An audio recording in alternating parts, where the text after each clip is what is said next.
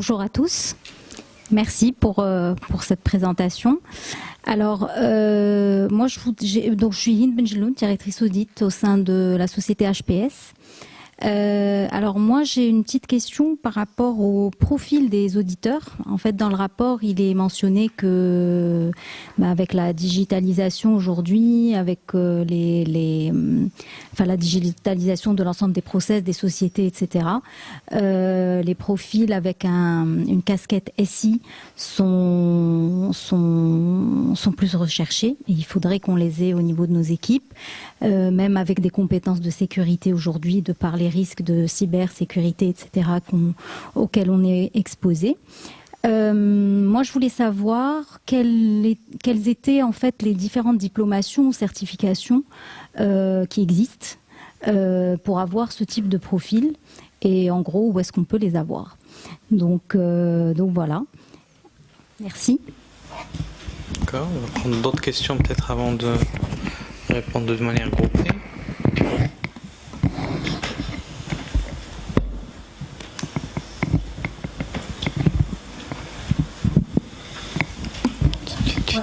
C'est pas une question, c'est juste un complément d'information. Quand vous vous inquiétiez qu'il y ait 90% et non 100% des sociétés répondantes qui ont un comité d'audit, les 10%, enfin les 2 sociétés qui n'en ont pas, ont 4 membres au sein de leur conseil d'administration. Donc ça explique pourquoi elles n'ont pas vu la nécessité d'établir un comité d'audit. Ça confirme que ce pas des PME.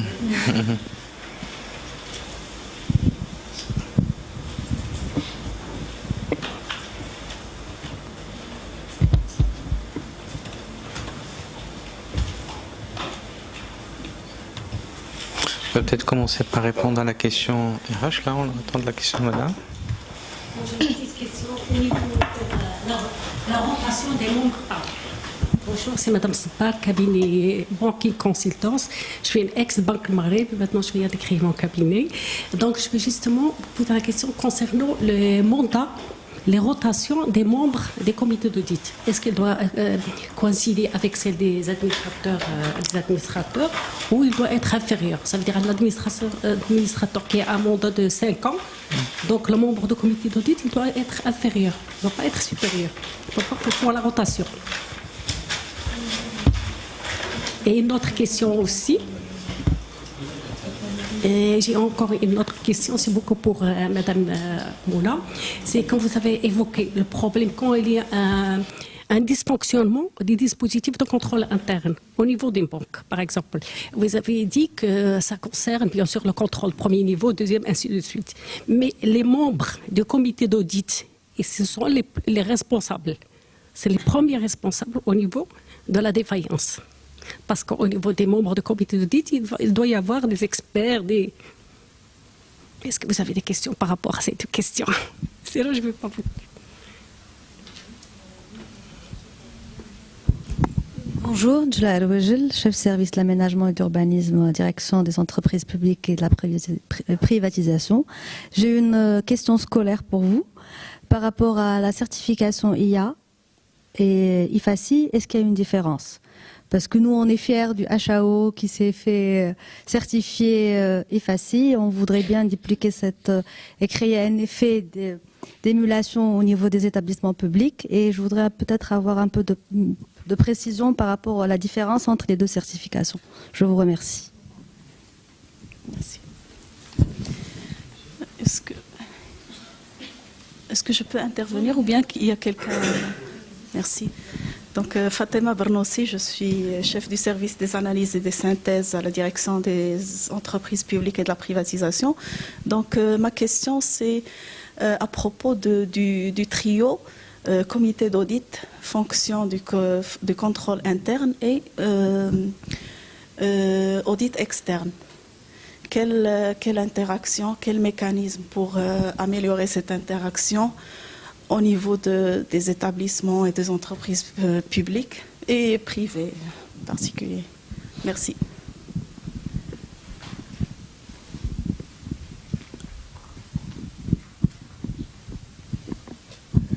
Bonjour, Khalid Fadil, je suis manager audit interne à la Banque centrale du Maroc. En fait, j'ai 2 questions. La première question, il concerne le rôle du comité d'audit. on va dire, et sa relation avec le conseil d'administration. Comment est-ce que on va dire, cette relation, comment est-ce qu'elle est gérée? On a dit que le comité d'audit, c'est une émanation, il découle du conseil d'administration. Et il y a de l'autre côté, il y a les normes, de manière les normes internationales, on va dire, on peut dire que, par exemple, le président du comité d'audit, il fixe les objectifs pour le responsable d'audit interne, il l'évalue, il peut même le licencier. Il a cette capacité. Est-ce que c'est, au vu de ce rôle, est-ce que, on va dire, le conseil d'administration, il délègue ce rôle au comité d'audit, ou bien on est juste dans un comité consultatif sur lequel il s'appuie et la responsabilité finale, il incombe au conseil d'administration. Ça, c'est par rapport à la première question. La deuxième question, comment est-ce que le comité d'audit interne s'assure sur le terrain et de manière pragmatique de l'indépendance des commissaires aux comptes? Est-ce qu'il s'appuie sur l'audit interne pour évaluer son indépendance, ou bien il a d'autres mécanismes pour s'assurer de son indépendance, sachant que les normes, ils prévoient que le comité doit s'assurer annuellement et de façon, on va dire, systématique de l'indépendance des commissaires aux comptes. Merci.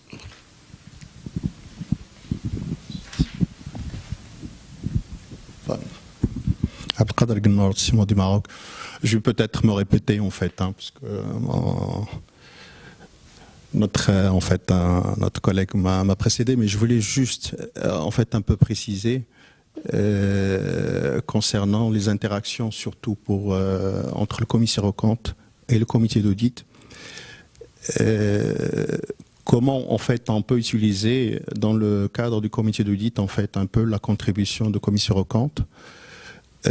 Autre chose en fait concernant le comité d'audit, on parlait qu'il peut être composé en fait des indépendants. Quand il n'y a pas des indépendants, qui est plutôt, au peu d'indépendants, pour l'instant, il n'y a aucune exigence en fait qui oblige. Je parle du secteur privé, justement qu'il y ait en fait des indépendants au niveau du conseil d'administration. Donc, qu'en est-il en fait quand il n'y a pas de comité, quand il n'y a pas d'indépendants, et surtout que le comité d'audit en fait, il est maintenant, je dirais, réglementé dans le cadre du secteur privé. Quelle est sa responsabilité vis-à-vis du conseil d'administration quand il y a un problème? Est-ce qu'il est qu'est-ce qu'il porte comme justement comme responsabilité concernant les publications et en fait l'édition des comptes?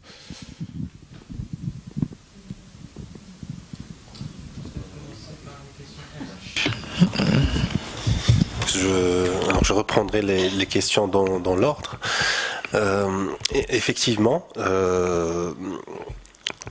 ce qui ressort en fait de plusieurs enquêtes, c'est que on a vu le profil des auditeurs internes évoluer. Il y a une dizaine, voire une vingtaine d'années, c'était plutôt la majorité, c'était issu donc on va dire de l'audit comptable et financier. On a tous débuté dans des cabinets d'audit comptable et financier. Après, les gens ont évolué. Et aujourd'hui, le profil, il est complètement métamorphosé. Et le patron de l'IA mondial, il a été même très sévère avec les auditeurs, parce que des fois, on leur demande de suivre des éléments comme les risques liés à la cybersécurité. Et je rappelle, il y a une circulaire de Banque El Maghreb, la numéro 3, je crois, c'est ça? Directive sur les tests d'intrusion, où donc les auditeurs internes se trouvent embarqués sur des sujets techniques qu'ils ne maîtrisent pas. Et donc ils se sentent pleins quelque part, et sachant qu'on les emmène sur des sujets techniques, et en même temps on les emmène sur d'autres sujets tels que la RSE, avec du reporting intégré. On leur demande finalement, aujourd'hui, un reporting financier, un autre extra-financier sur des éléments d'environnement, etc. Et là aussi, il va falloir que vous consolidiez ça, parce que... Donc, il leur a dit, c'est simple. Soit il va falloir suivre ces changements-là, les auditeurs internes suivent l'évolution des risques, soit il faut changer de métier. Donc si vous voulez rester sur les problématiques comptables et financières, aujourd'hui avec des technologies comme l'intelligence artificielle, le blockchain, les contrôles comptables, je pars sous le contrôle de... etc., il y a de fortes chances que tout ça va obéir à d'autres formes, et que ce soit la communauté des auditeurs externes que les auditeurs internes sont en train de réfléchir sur ces aspects-là. Mais pour vous rassurer, HPS, parce que j'ai eu l'occasion de rencontrer pas mal d'acteurs, ils ont déjà au sein des équipes HPS des gens qui travaillent avec certaines banques sur, par exemple, sur tout ce qui est analytique, par exemple pour la monétique, où là finalement on fait ce qu'on demande aux banques, par exemple, c'est pour la fraude, c'est d'être dans le prédictif, ça veut dire c'est de prévenir la fraude avant qu'elle intervienne.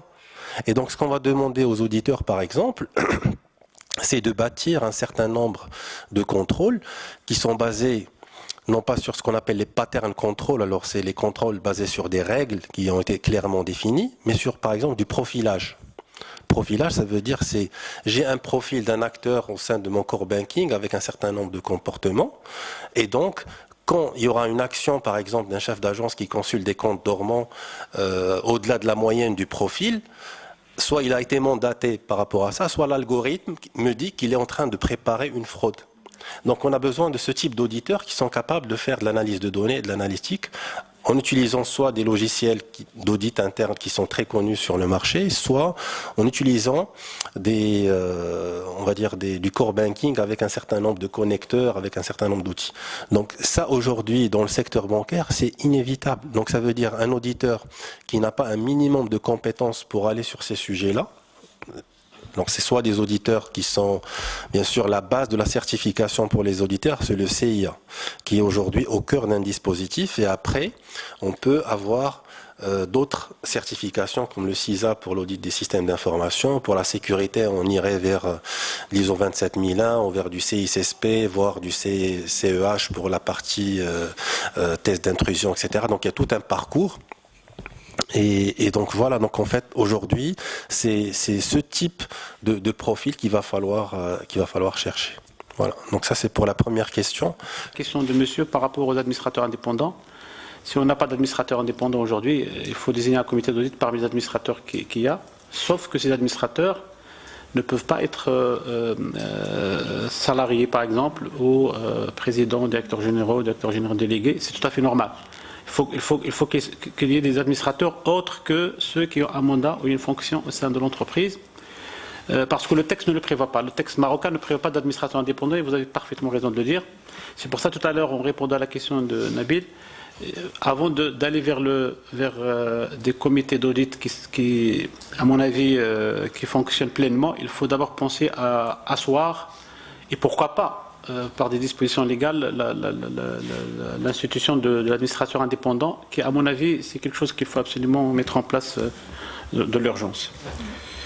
Je ne sais pas, est-ce que je retiens ou pas sur le CAC, parce qu'il y a quelqu'un qui a posé une question sur le CAC avant de passer la parole. Hein, le CAC, l'indépendance des CAC, aujourd'hui, vous savez que l'indépendance des commissaires aux comptes, le commissaire aux comptes, avant qu'il soit commissaire aux comptes, c'est un point important auquel les gens ne font pas souvent attention. Il est d'abord expert comptable.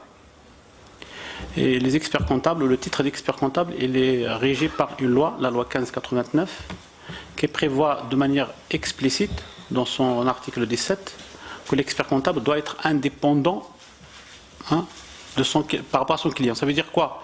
Ça veut dire que même quand on est expert comptable, même si on n'est pas auditeur, là les gens ne font pas vraiment attention à ça. Même un expert comptable conseil d'une entreprise doit être indépendant. Et pour reprendre le terme qui est cher à Moulaïm, doit être objectif. C'est très important. Dans son action, dans ses travaux, il doit être objectif. Et donc, quand on est commissaire aux comptes, normalement l'indépendance, à mon avis, il doit s'appréhender à deux niveaux. Le premier niveau, c'est au niveau légal. Vous savez très bien que la loi, il interdit, il y a un certain nombre de règles d'incompatibilité au niveau de la loi, qui ne sont pas des incompatibilités, c'est-à-dire, je dirais, ce sont des incompatibilités qui sont très facilement détectables. On ne peut pas être le père du patron, on ne peut pas être le frère ou l'époux de la patronne ou de PDG. Je caricature un peu pour que le message passe directement. Donc la loi, il interdit ce genre de situation qualifiée d'incompatibilité, qu'il y ait indépendance ou pas. Vous voyez ce que je veux dire? Parce que la question qui se pose quand on parle d'indépendance, c'est qu'on oublie que l'indépendance, il est intrinsèque. Il n'est pas apparente. Je peux être le frère et être indépendant, et être objectif. Je peux ne pas être le frère et ne pas être indépendant. Vous voyez ce que je veux dire? C'est pour ça que quand on parle d'indépendance, il faut vraiment faire attention parce qu'il faut qu'il y ait un cumul de faits pour dire qu'il est indépendant ou pas. C'est pas quelque chose d'apparence qu'on juge d'apparence. L'autre point important, c'est que effectivement, ça est cité par pas mal de chartes de comités d'audit. Quand il s'agit d'indépendance, on vérifie est-ce que le commissaire aux comptes a ou pas d'autres missions avec le client lui-même. Et il faut absolument que le comité d'audit, à ce niveau-là, soit très vigilant. Il doit savoir quelles sont les missions qui peuvent porter atteinte à la dépendance de l'auditeur externe. Et à quel moment on va dire que l'auditeur externe n'a pas le... Sachant que la loi sur l'ASA a été modifiée il y a 3 ans, en 2015, pour élargir les règles d'indépendance. Parce que avant, on interdisait au commissaire aux comptes de recevoir une rémunération, quelle que soit sa nature, autre que la rémunération du service de commissariat aux comptes. Aujourd'hui, le commissaire aux comptes peut recevoir une rémunération, d'accord, mais pour des services qui ne portent pas sur des situations que lui-même devrait apprécier après, en tant que CAC. Il ne peut pas, par exemple, faire une évaluation et venir après dire que l'évaluation est bonne. C'est-à-dire qu'il ne peut pas être juge et parti. Donc la loi a changé pour aller dans ce sens, et d'ailleurs pour aller tout simplement vers les pratiques à l'international, quoi. Donc l'indépendance, à mon avis, c'est comme ça qu'elle doit être appréciée par le comité d'audit. Maintenant, par rapport à l'interaction entre le comité, l'auditeur interne, je laisse peut-être après, je dirai peut-être un mot après. D'accord. En tant qu'auditeur externe. Ok, alors avant de passer la parole à Mouna, je répondrai déjà sur la partie certification et après sur l'interaction. Alors la certification, c'est une obligation normative, c'est-à-dire dans les normes 1310, 1311, etc. Il faut qu'il y ait un programme d'assurance qualité. Ce qu'on entend par l'assurance qualité, c'est l'application d'un certain nombre donc, de dispositifs normatifs au niveau de la pratique de l'audit interne. Et donc ça, normalement, ça doit se faire par un acteur externe, d'accord, et qui va vérifier donc que l'audit interne fonctionne selon les normes internationales. D'accord. Alors il y a que les normes de l'IA qui existent en fait. Mais par contre, les normes de l'IA sont dans l'égide de ce qu'on appelle le QR, le Quality Assessment Review. Donc c'est une revue en fait assez sommaire. Maintenant, il y a eu une démarche au niveau de l'Europe qui a été pilotée par l'IFACI, qui était, au lieu de se limiter à un Quality Assessment Review, c'est de carrément de faire une certification. Ça veut dire ils sont passés par un certain nombre d'instances comme la COFRA, etc., pour carrément faire un dispositif comme la certification ISO, avec une certification initiale et un suivi sur 3 ans. Et qui, pour ça, ils ont construit un référentiel qui s'appelle le RPAI, le référentiel professionnel pour l'audit interne. Et donc c'est un référentiel avec à peu près une centaine d'exigences, avec un certain nombre de piliers, les 6 piliers, la gouvernance, les pratiques, etc. Et donc c'est une démarche qui est beaucoup plus rigoureuse. Voilà, effectivement, c'est les mêmes normes, sauf que c'est pas la même approche. Donc on a par exemple, je pense Banque El Maghreb, ils avaient fait l'évaluation au départ sur un Quality Assessment Review, et puis que ce soit l'Omran, la CDG, l'OCP, Maroc Télécom, la BCP, et il y a d'autres banques qui sont en train de travailler dessus, ils sont passés par la certification qui est beaucoup plus contraignante. C'est-à-dire là, non seulement vous allez être challengé sur vos rapports avec un certain nombre de parties prenantes, notamment le comité d'audit et un certain nombre d'acteurs au niveau du management, mais aussi avec les fonctions d'assurance, c'est-à-dire les autres fonctions risk management ou d'autres fonctions conformité. Est-ce que ces dispositifs en tant que tels font partie du plan d'audit pour évaluer leur qualité, etc., chose qui n'est pas forcément facile. Et après, est-ce qu'il y a une expression de l'opinion globale basée sur ces dispositifs-là? Tout ça, c'est des enjeux.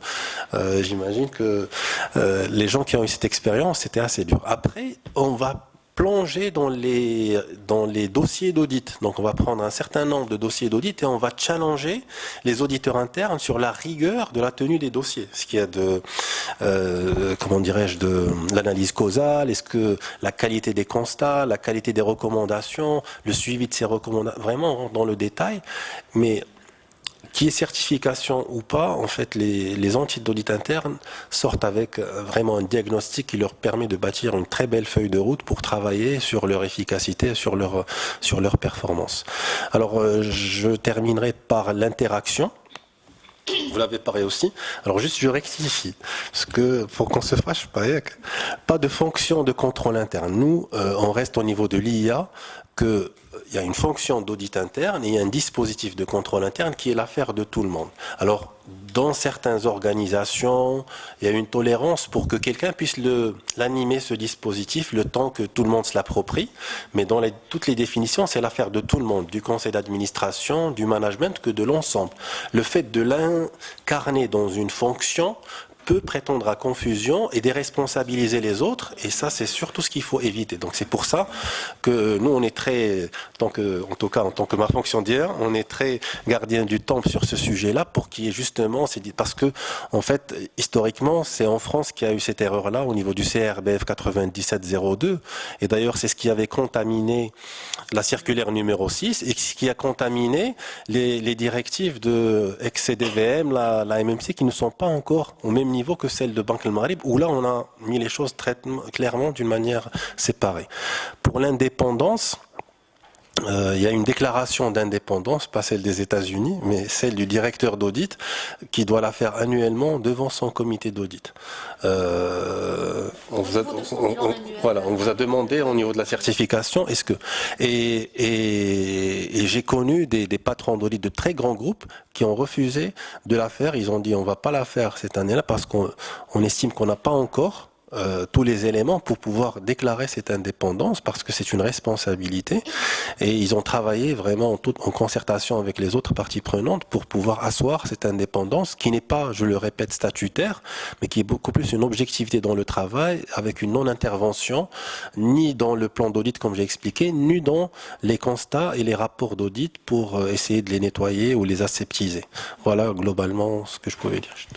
Par rapport à en relation avec dans le dispositif de contrôle interne et la responsabilité du comité d'audit. Donc le comité d'audit, il s'assure de la qualité du dispositif de contrôle interne et plus particulièrement aussi de la qualité des process d'audit interne. Donc à travers l'examen et la validation du plan d'audit, à travers le suivi de sa mise en œuvre, à travers aussi l'examen des conclusions des missions qui remontent. Et donc une fois qu'il a connaissance d'une défaillance au niveau du dispositif de contrôle interne, à travers soit les rapports d'audit interne ou à travers le rapport sur le contrôle interne des commissaires aux comptes, le comité d'audit s'assure que la société ou le management a mis en place les actions nécessaires pour corriger cette défaillance et suit donc avec l'audit interne l'aboutissement et la mise en œuvre de ces actions pour qu'il n'y ait plus cette défaillance au niveau du dispositif. Donc voilà. Parce que le comité d'audit, c'est lui le responsable de la désignation de la fonction d'audit. Donc c'est lui qui aura les moyens humains mis en place, oui. Par exemple une fonction d'audit qui a par exemple 20.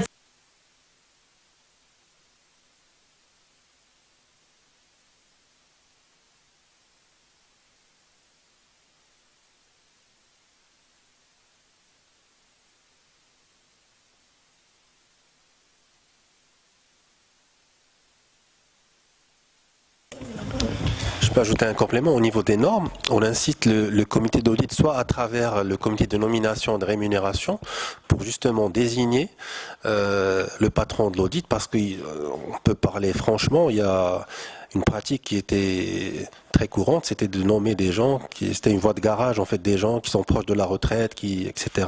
Comme ça on est.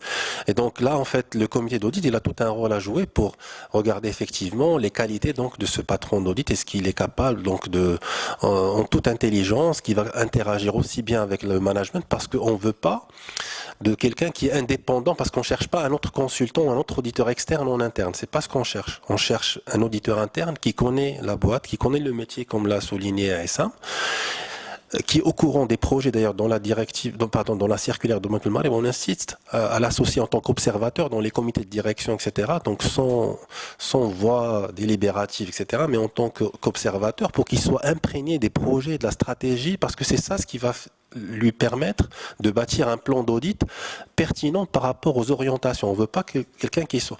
Mais en même temps, on doit garantir son indépendance au niveau de sa nomination, donc de ses compétences, mais aussi au niveau de sa révocation. Sa révocation ne peut pas être faite, en tout cas selon les normes, par le management, la direction, sans revenir vers le comité d'audit. D'accord ? Voilà, donc... J'aimerais juste apporter un petit éclairage sur une question qui me semble importante et avec une casquette d'ancien responsable, enfin directeur investissement, sur l'indépendance des CAC, des commissaires aux comptes. En fait, je n'ai l'essence du commissariat aux comptes. Le commissariat aux comptes, c'est une tierce partie de confiance qui vient attester que l'information financière produite à travers un processus et un résultat est conforme à une norme. Donc les deux piliers sont la compétence et l'indépendance. La compétence est binaire. Tu es expert comptable ou tu ne l'es pas. D'accord ? Après, l'aspect qualitatif, expérience, sensibilité, etc. Mais c'est à la marche. Sur l'aspect indépendance, c'est vrai, avoir des missions parallèles, etc. Mais encore que, il faut voir dans le détail, il ne faut pas être tranché. Mais pour ma petite expérience passée, il y a l'aspect définition du scope de ce que va faire le commissariat aux comptes. C'est là où le rôle du comité d'audit est vraiment très important. Quand on drive la mission à travers l'aspect prix, moins de 10 ans en référence, ça donne des résultats à la hauteur de ce qu'on a acheté.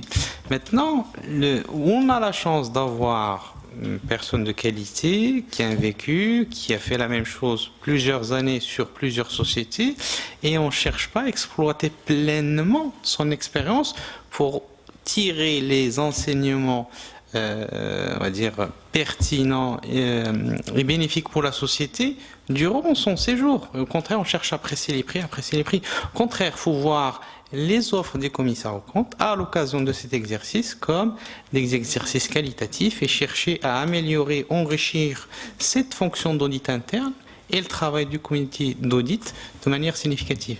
Et pas chercher à faire pression sur les prix et prendre le moins de 10 ans et moins des Big Five. Et ça, c'est une question qui est vraiment fondamentale. Je vais réagir par rapport à l'interaction parce qu'il y a une question. Je partage parfaitement tout ce qu'a dit Nabil, sauf qu'il ne faut pas lier l'indépendance uniquement à cela, parce qu'au niveau des normes ESA, il y a toute une norme sur l'indépendance. Effectivement, les deux principales qualités, la compétence et l'indépendance.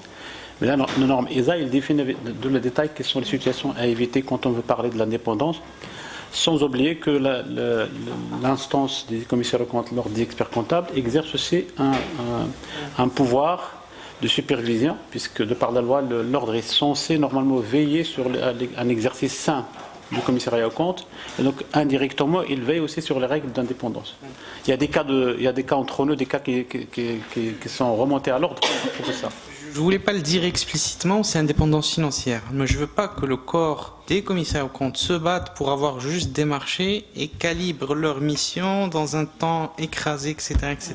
C'est dans ce sens-là. J'y arrive parce que quand on a parlé de l'interaction, en fait, normalement le comité d'audit il a un rôle important à jouer à ce niveau-là. Parce que nous, au niveau des normes ISA de l'audit externe, la norme, je dis bien en majuscule, oblige les auditeurs externes à se baser sur les travaux de l'audit interne s'il existe.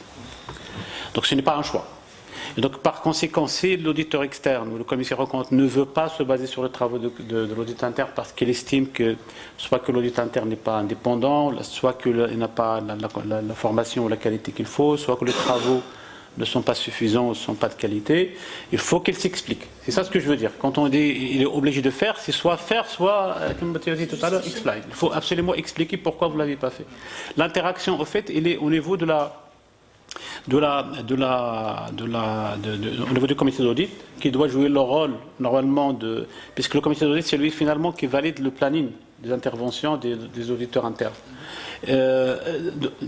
Quand on va un peu plus dans les normes, le comité d'audit doit aussi prendre connaissance des plans d'action des auditeurs externes. chose qui ne se fait pas de manière systématique en réalité aujourd'hui. C'est-à-dire que moi je vois bien un comité d'audit qui appelle, puisqu'on peut se réunir autant de fois qu'on veut, mais au moins il y a de réunions au moins de comités d'audit qui doivent être réservés au reporting financier. Et c'est l'occasion de discuter avec le commissaire aux comptes quel est son plan d'approche, quelle est son appréhension des risques, quels sont les risques inhérents qu'il a, sur lesquels il veut accentuer ses travaux au niveau du contrôle interne, etc. Et souvent là, cet aspect des choses, il passe un peu sous silence, même au niveau des réceptions de rapports, par exemple, que ce soit le semestriel ou l'annuel. Il est souhaitable que le comité d'audit, quand ils veulent réceptionner un rapport d'audit, encore plus dans le secteur public, qu'ils aient un peu plus de détails autres que le rapport. Il ne faut pas que le débat soit autour du rapport lui-même. C'est ça l'idée. Ce n'est pas de lire le rapport comme tu as dit, de dire pourquoi vous avez fait cette réserve, pourquoi cette remarque. Non. Moi, je veux que le comité d'audit s'approprie l'approche d'audit des auditeurs externes. D'ailleurs, qu'il se rapproche un peu avec l'approche de l'audit interne. La seule différence, à mon avis, c'est au niveau de la... Parce que l'auditeur interne, il agit aussi sur la performance, il doit aussi veiller sur la performance de par la norme. Il peut faire des recommandations qui visent l'optimisation et la performance. L'auditeur externe, il est plutôt de la conformité. C'est un audit de conformité, mais l'approche est la même. C'est-à-dire que l'approche par les risques.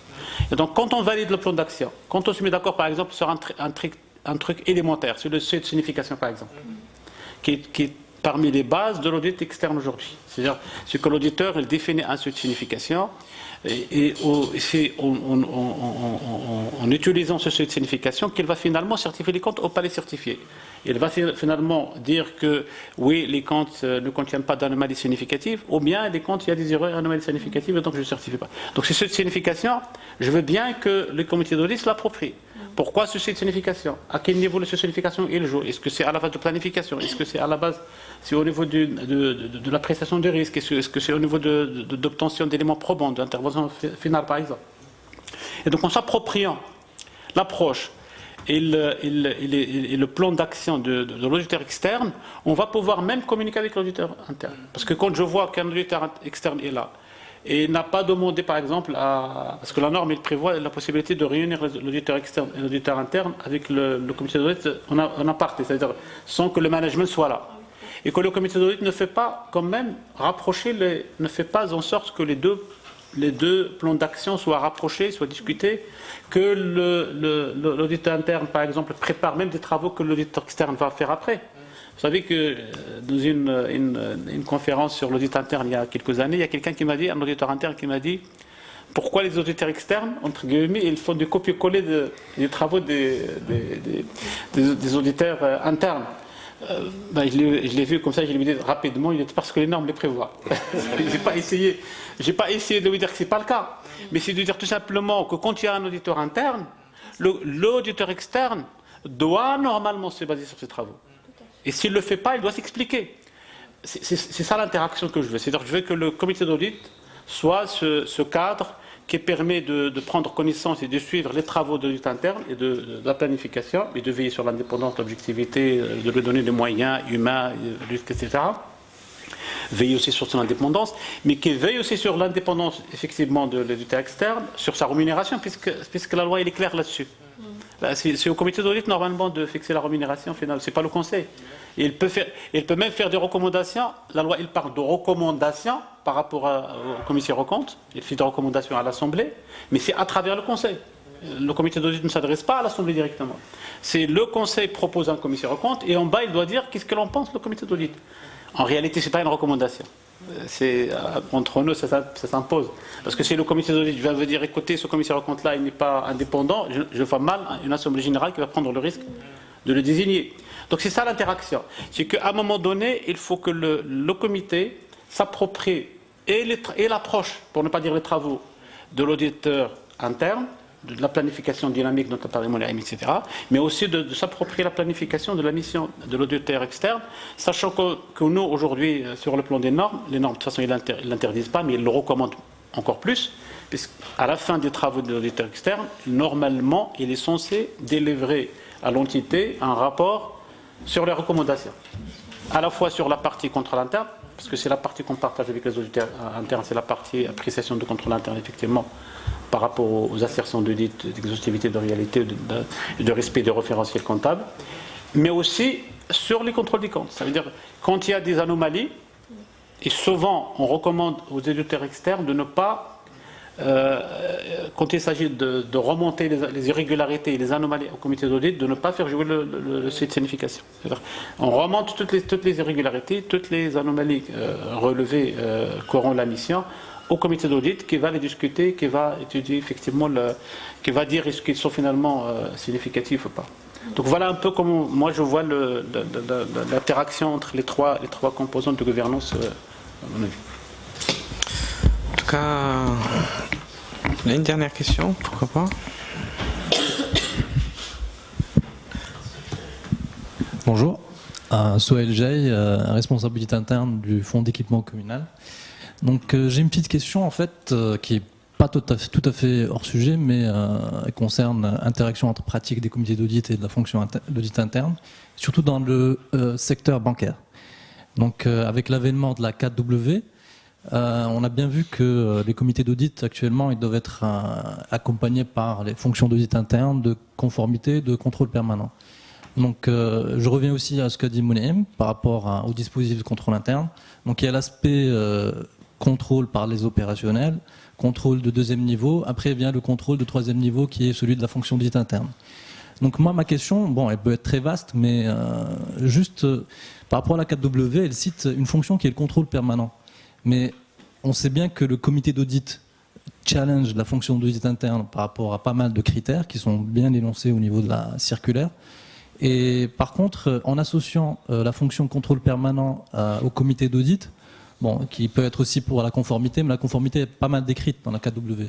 Mais la fonction contrôle permanent, comment est-ce qu'elle doit être challengée en termes de pratique de comité d'audit par les membres du comité d'audit ou de toutes les manières, elle doit être challengée par la fonction d'audit interne parce qu'elle chapeaute. Mais quel est le rôle du comité d'audit pour challenger, si on veut, la fonction de contrôle permanent? Et deuxième question, c'est que vu que c'est pas très détaillé au niveau de la 4W, dans les pratiques bancaires, j'aimerais bien avoir, je sais pas, un retour d'expérience par rapport à comment sont matérialisés les contrôles et comment sont planifiées en fait les missions de ce deuxième niveau en fait. Voilà.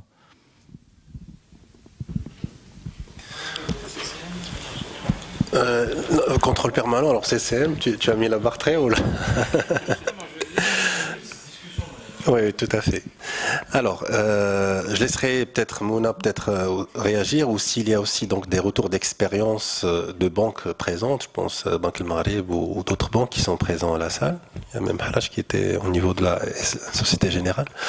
Mais déjà sur le principe. Alors le principe, c'est que partout dans le monde, donc déjà on a évolué, on a bien fait de l'appeler contrôle permanent et pas contrôle interne.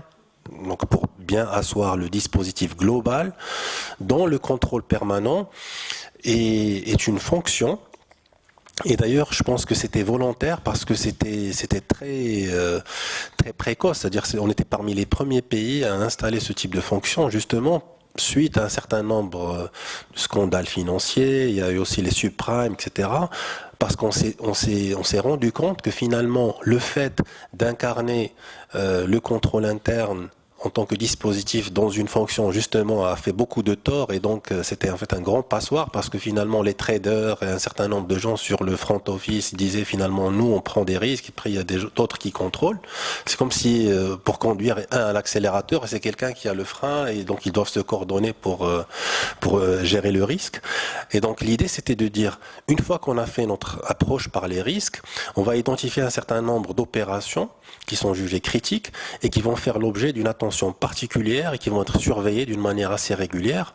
Alors soit avec des contrôles manuels ou des revues, soit comme l'évoquait Nabil, qui est beaucoup plus intelligent, beaucoup plus pragmatique, c'est ce qu'on appelle le CCM, le Continuous Control Monitoring, où là donc on fait appel à du système d'information pour avoir justement un contrôle analytique et sortir ce qu'on appelle les exceptions. Et ces exceptions vont faire l'objet Ces exceptions, c'est peut-être des fraudes potentielles ou des irrégularités potentielles qui vont faire l'objet d'une analyse un peu plus approfondie par cette fonction de seconde ligne qui elle-même est évaluée par l'audit interne en tant que faisant partie du dispositif de contrôle interne.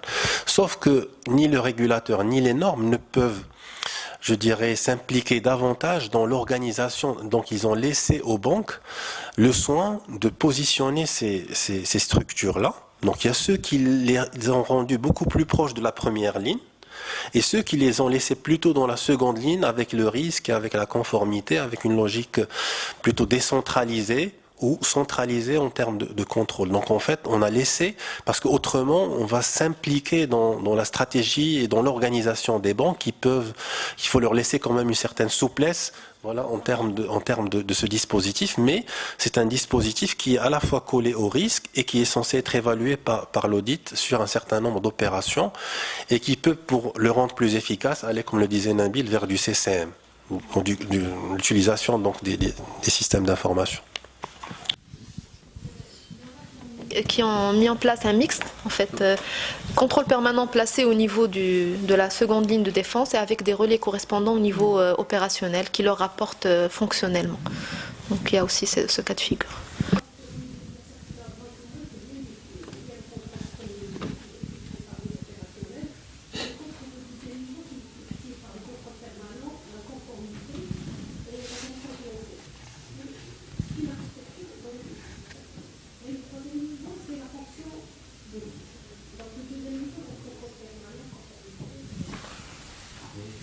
C'est vrai que le grand défi, et peut-être l'évolution de cette circulaire, c'est comment ces acteurs vont interagir. Parce qu'on a l'impression que ce sont des acteurs, et moi je salue parce que c'est positif, d'abord ils existent, mais après il faut capitaliser sur comment ils vont interagir, comment ils vont coordonner, parce que ce qui est recherché par les instances de gouvernance, c'est ce qu'on appelle le combined assurance, ça veut dire c'est l'assurance intégrée. C'est que globalement, quand le patron de l'audit va émettre son opinion globale, la norme 3420, je crois, ou 3450, sur l'opinion globale, il doit évaluer tous ces dispositifs et la qualité de la coordination, plus la coordination avec l'auditeur externe, et donner aux instances de gouvernance globalement, est-ce que c'est bon ou c'est pas bon? Et ça, c'est exact, tout à fait.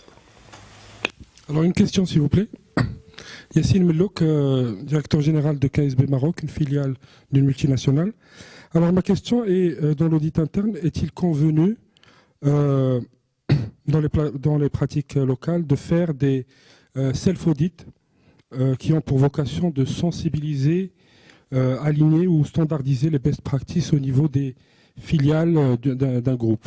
Alors je m'entends par self-audit, c'est quand par exemple le comité d'audit va inviter les DG des filiales par le biais d'un questionnaire à répondre, et donc à ce questionnaire et standardiser les best practices pour qu'ils soient identiques au niveau de toutes les filiales. Voilà, merci.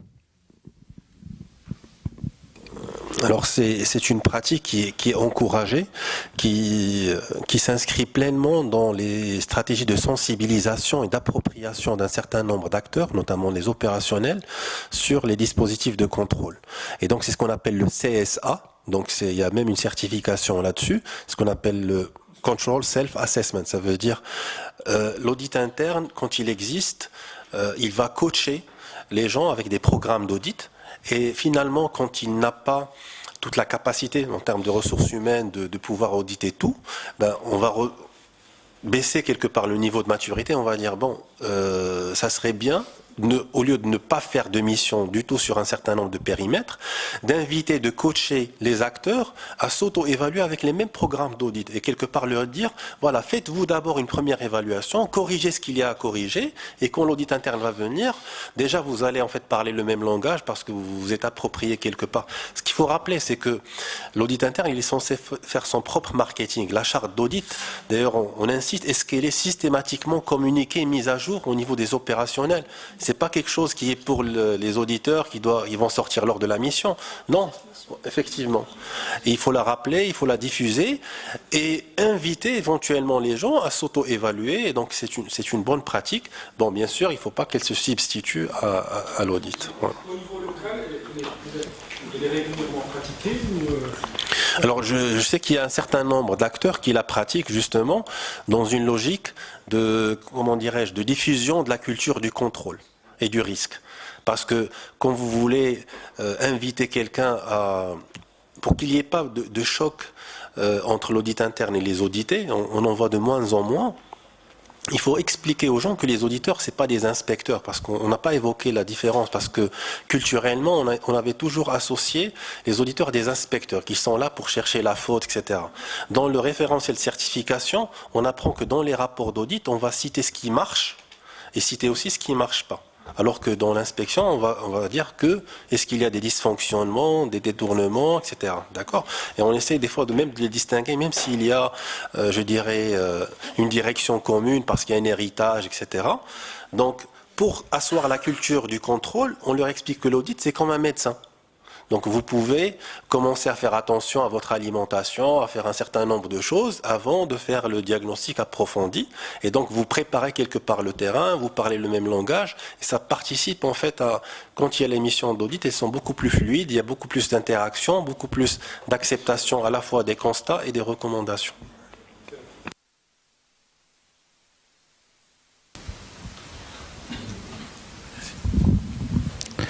Bonjour. En tout cas, merci à Lima pour cette rencontre. Il est toujours agréable de partager en fait les bonnes pratiques de l'audit interne et ici au Maroc. Donc, merci beaucoup pour cette occasion. Moi, je voulais juste rebondir ou apporter un complément de réponse à la question de CG. Oui. En fait, parce qu'en fait, il y avait dans sa question, en fait, comment le comité d'audit peut superviser la fonction de contrôle permanent et comment concrètement le contrôle permanent fonctionne. Donc, je veux juste apporter un complément de réponse et un partage d'expérience sur le sujet. En fait, le comité d'audit, il peut en fait superviser le contrôle permanent à travers des rencontres et des invitations au sein des comités d'audit pour donner une vision sur l'évaluation du contrôle interne. Parce que cet acteur-là, qui est le contrôle permanent, en fait, comme cela a été expliqué par Mounem, en fait, il est chargé de superviser ou avoir une vision sur les opérations significatives. Donc, il y a un déploiement de contrôle qui se fait à la première ligne et qui est animé par la deuxième ligne, qui est le contrôle permanent. Et lui, il est là pour superviser et voir comment ces contrôles-là sont exécutés. Il apporte on va dire une image sur ce fonctionnement-là. Donc c'est ça en fait l'interaction entre le contrôle permanent et le comité d'audit.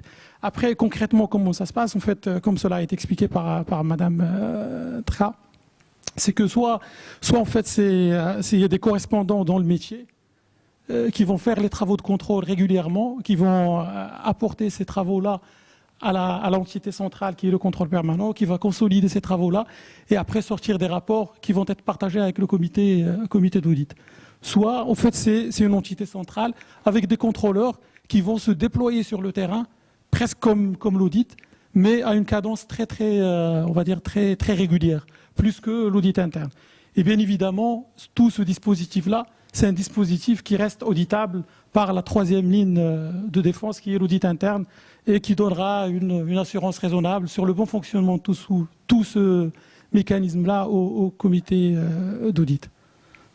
Les correspondants, ils ne restent pas sur une base déclarative pour remonter des incidents, mais aussi une technique pour avoir en permanence des remontées. Exactement, en fait, c'est ça. Concrètement, c'est ça, en fait. Au fait, il y a une identification d'opérations, on va dire, critiques dans les process opérationnels. Ces opérations-là vont faire l'objet de contrôles réguliers et ces contrôles-là doivent être formalisés et remonter à l'entité de contrôle permanent qui va les consolider à son niveau pour donner une image ou une évaluation globale sur le degré de maîtrise de ces opérations-là. Par exemple, dans les banques, en fait, l'ouverture de compte, par exemple, qui Donc on va voir est-ce que le dossier a été recueilli, carte d'identité, signature du client, etc. Donc régulièrement, les correspondants ou les contrôleurs de l'entité contrôle permanent vont prendre un échantillon, ils vont vérifier est-ce que la conformité a été respectée, réglementaire bien évidemment, et ils vont formaliser ces contrôles-là dans des canevas, et c'est voilà, dans toutes les agences, donc ils vont consolider. Exactement. Mais ceci reste aussi auditable.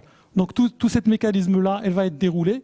Et après, il y a des auditeurs qui vont dire est-ce que le contrôle permanent fonctionne ou pas. Voilà. J'en prie. En tout cas, cette rencontre arrive à sa fin. Malheureusement, le débat a été très intéressant. En tout cas, on a beaucoup apprécié les questions de l'audience. On sait que on peut encore en débattre pendant des jours. De toute façon, il y aura d'autres rencontres là-dessus. Prochain rendez-vous, c'est l'année prochaine pour le comité. Je remercie infiniment notre panel, la qualité, sa bonne humeur et le partage, leur vécu, leurs bonnes pratiques. Et merci à Lima, merci à la Bourse, merci à tout le monde. Et je vous dis très bonne journée et à bientôt.